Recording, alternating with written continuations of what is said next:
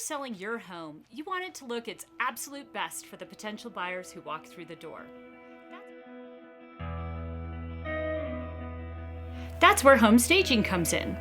Home staging is a method of decorating meant to highlight your home's most impressive asset and help buyers imagine themselves moving in and living there. Do it right, and you should have no problem selling your home quickly. According to the National Association of Realtors' 2017 Staging Stats Report, 49% of buyers' agents believe that home staging has an effect on how a buyer views the home, with 77% saying that it makes it easier for buyers to visualize the property as their own.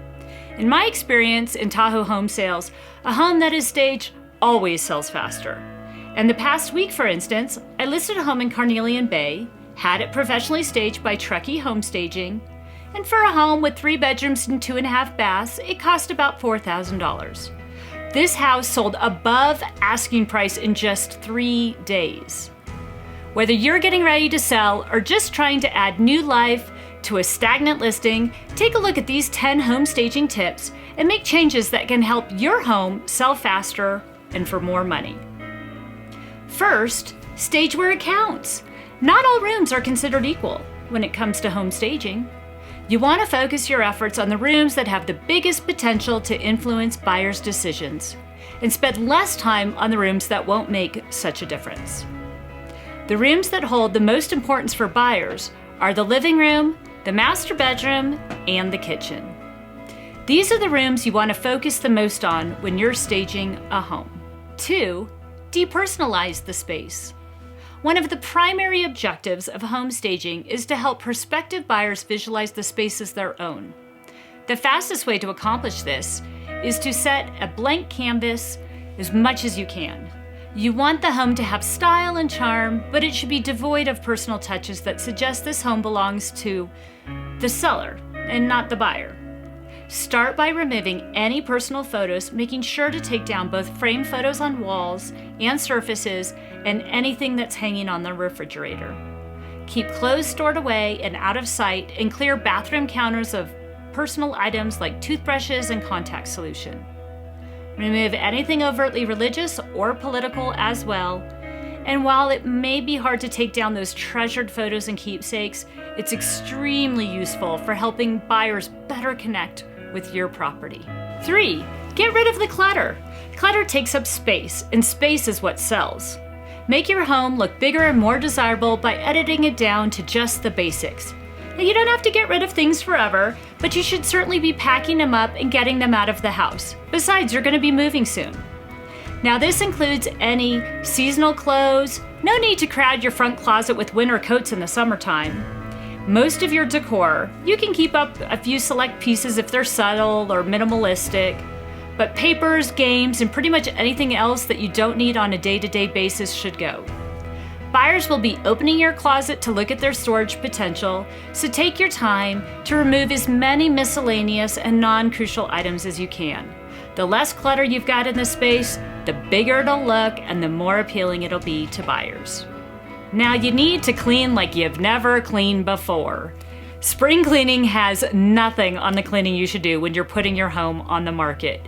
You want every square inch to shine, from the baseboards to the corners of the ceilings and everywhere in between. A squeaky clean home suggests to buyers that the current owners took good care of the property, a notion that extends beyond the kitchen countertops. It goes to the entire house. If you've neglected certain tasks like cleaning the inside of your refrigerator or regularly dusting your window blinds, now is the time to tackle them. Next, patch and repair. Home staging is a good time to tackle the tiny nicks, scratches, holes, and other impurities that signal neglect to buyers. Start with a foam eraser pad, like a Mr. Clean eraser, and go room to room, removing any scuffs from the walls. Keep an eye out for areas that could use a little TLC, and then spackle and caulk as necessary. You may need to do some touch-ups too. If you notice areas where previously applied paint has chipped, make sure it's the right color before painting it on. Just like with cleaning, the purpose is as much about showing potential buyers that you put effort into maintaining the property as it is about making the place look nice. Go neutral. This staging tip is a bit more time and cost intensive, but it can take a major difference when it comes to your sales price and time on the market. Bright colors on walls help people express their personality in their homes, but they can be a major turnoff for buyers. When you're staging your home to sell, one of the very best things you can do is paint over any garish colors with neutrals like gray, white, or taupe. Bold colors can distract from a room's assets, and like photos and clothes, are bold signifiers, not of the home's future, but of its past. Buyers might want bright colors themselves, but a neutral home gives them the option to do that or not. 7. Make a good first impression. The first thing a buyer is going to see when they walk up to your house is the front entrance, so you want to make it a strong, positive impression. Remove any sort of seasonal decorations, which can date a house both in pictures and during viewings. And if you have a front stoop, consider power washing it, or at least scrubbing off any dirt and cobwebs. Check the front door. Is it faded or need a new coat of paint? Then add a touch of hominess with a simple doormat, perhaps a potted plant or two, provided they're in good condition. A dead or dying plant will do you no favors. And if you're not here all the time, a cute bucket with pine cones can also be a great addition. Keeping the space simple but welcoming to start buyers off on the right foot and suggest good things to come inside. Next, focus on fresh. While too many extraneous items in a home can detract from its perceived value, a few healthy, well-placed plants and flowers can add life and freshness to a space.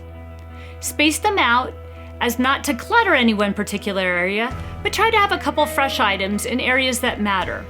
Place a vase full of big, bright flowers in the center of your kitchen table, a small potted plant or some succulents in the living room, or perhaps a larger potted plant in the corner of a living room as well.